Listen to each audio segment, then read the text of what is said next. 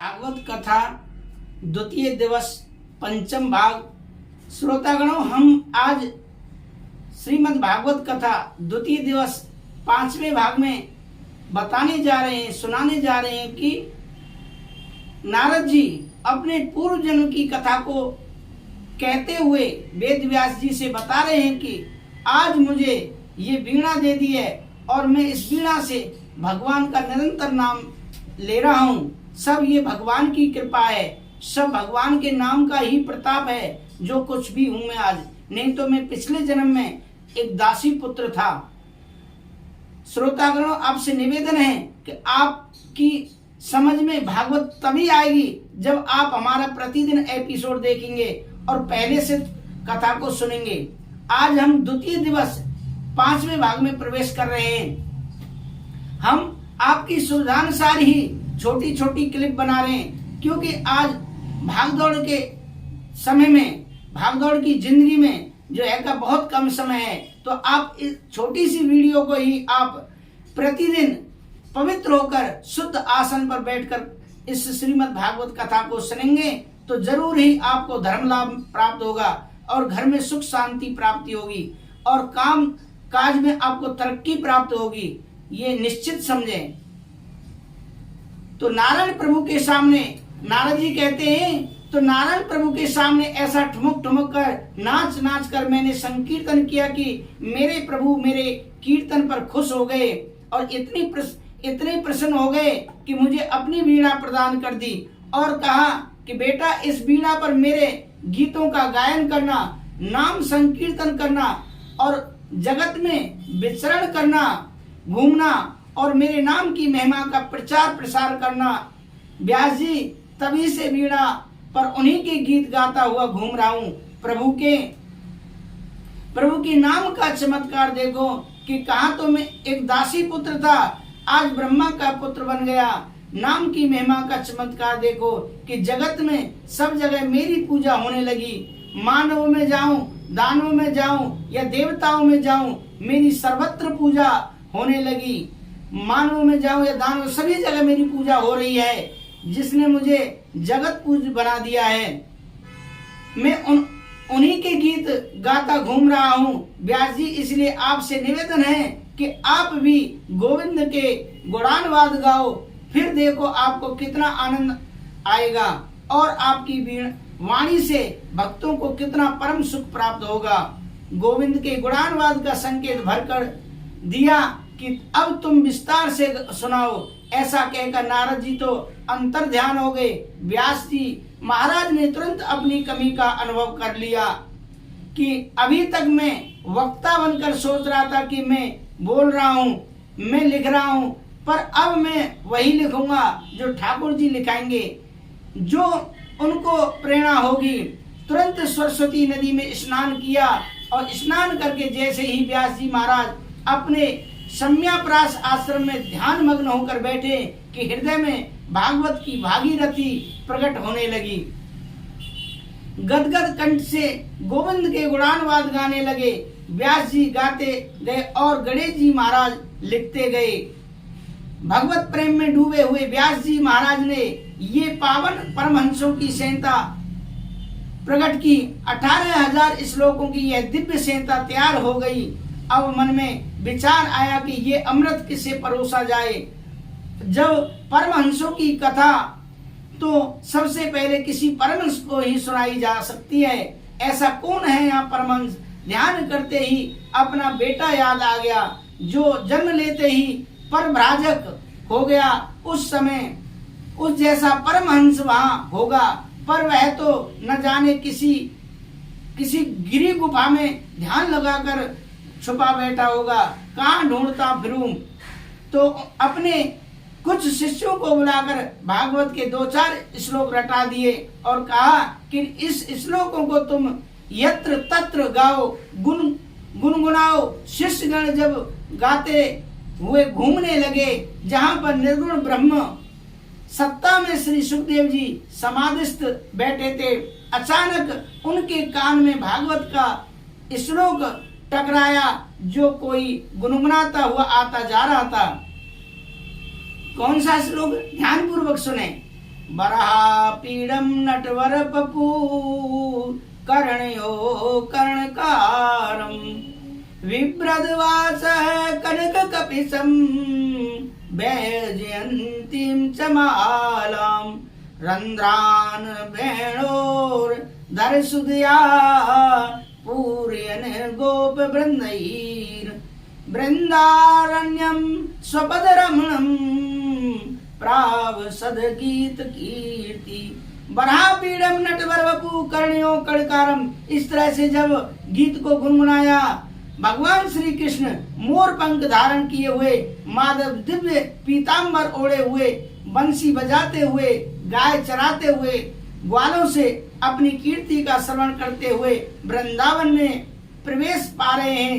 जो ये श्लोक कान में पड़ा, सुखदेव जी की समाधि खुल गई और वहां ऐसे सुंदर मोर मुकुट वंशी वाले का तो दर्शन हम भी करेंगे। क्या अद्भुत छटा है, क्या प्यारी झांकी है, कितनी प्यारी झांकी है, देखने योग्य है। चलो चले देखें। परंतु विचार बदल गया।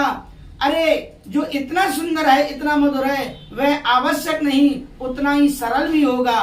कहां कहां ढूंढता फिरूं, मिलेगा कि नहीं, मिल गया तो स्वीकार करेगा कि नहीं, मुझे अपनाएगा कि नहीं। जो सुंदर है वह स्वभाव से भी सुंदर हो, इसकी कोई गारंटी नहीं।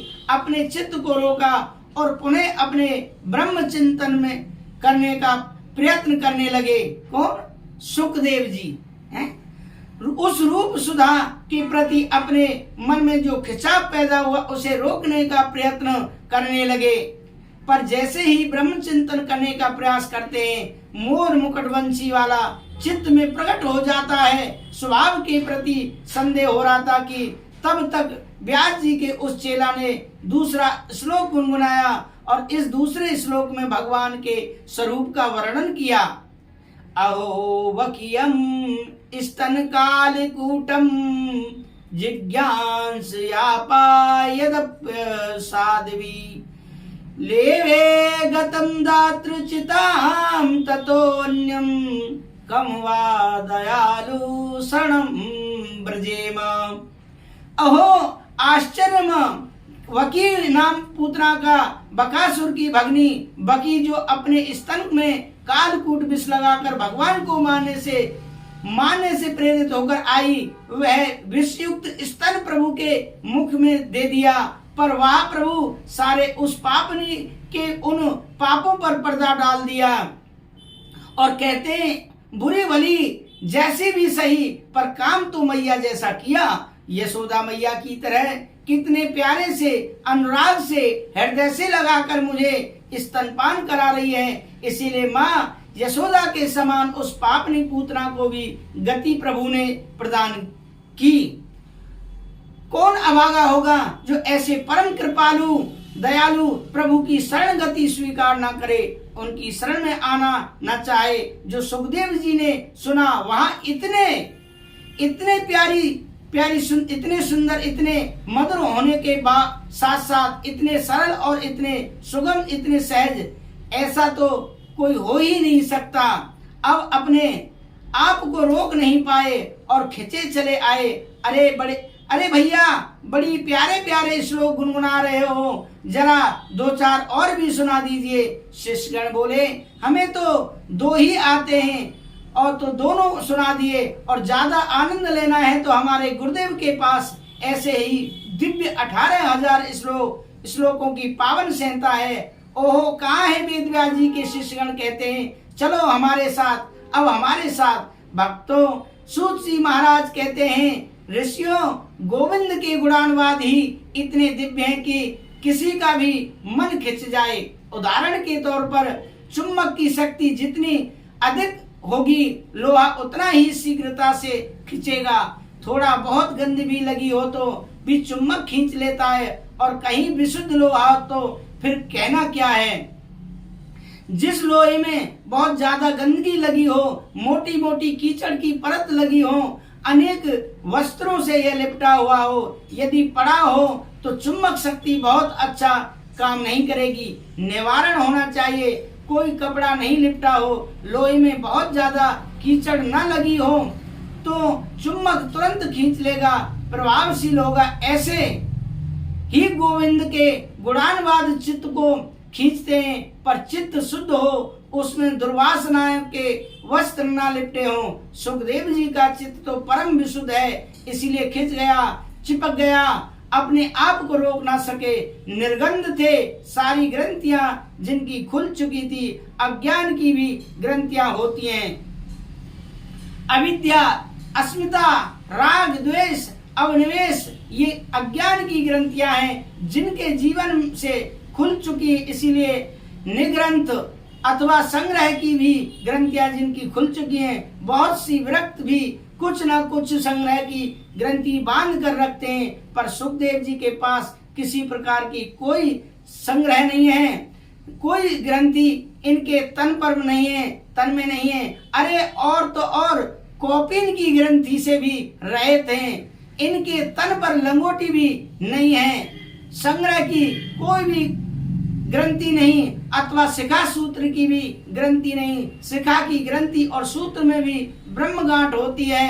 सारी ग्रंथियों से रहित हरि के गुणानुवाद ने ऐसे विशुद्ध आत्मा सुखदेव के उस पावन चित्त को खींच लिया। श्री वेद व्यास जी के पास शुक्राचार्य पधारे, चरणों में नमन किया, गुरुदेव क्या ये प्रसाद हमें भी मिलेगा? अपने प्रिय पुत्र को पाकर प्रसन्नता में प्रबंधित हो उठे वेद व्यास जी महाराज। वाह, जिसके पीछे मैं पागलों की तरह पुत्र पुत्र कहकर भाग रहा था, धन्य है गोविंद के गुणानुवाद जो आज खुद ही भगा हुआ मेरे पास आ गया। यह प्रभु के चरित्रों का ही तो चमत्कार है। बैठाकर अपने प्रिय पुत्र को भागवत संहिता प्रदान की, मधुर मधुर भागवत के श्लोक सुनाकर सुनाए। सुखदेव जी तो दीवाने हो गए। अब तक केवल परमहंस थे, आज से परमहंस थे, लेकिन आज से श्री परमहंस हो गए। अब तक निर्गुण सत्ता में चित्त परनिष्ठ था, आज से सगुण साकार श्री राधा कृष्ण के परमोवासक बन गए। और वही भागवत संहिता को आत्मसात करने के बाद उन्हीं श्री सुखदेव जी महाराज ने अवसर आने पर परीक्षित के सामने परोस दिया। सुखदेव जी जैसे परमहंस 7 दिन तक उनके सामने बैठे रहे, जो गोधन काल से ज्यादा नहीं टिकने वाले नहीं, वह 7 दिन तक लगातार परीक्षित को इस प्रकार से एक जगह कथा बैठकर कथा सुनाते रहे। इसका क्या कारण है? परीक्षित ने भागवत क्यों सुनी? परीक्षित को ही सुखदेव जी ने पात्र क्यों बनाया?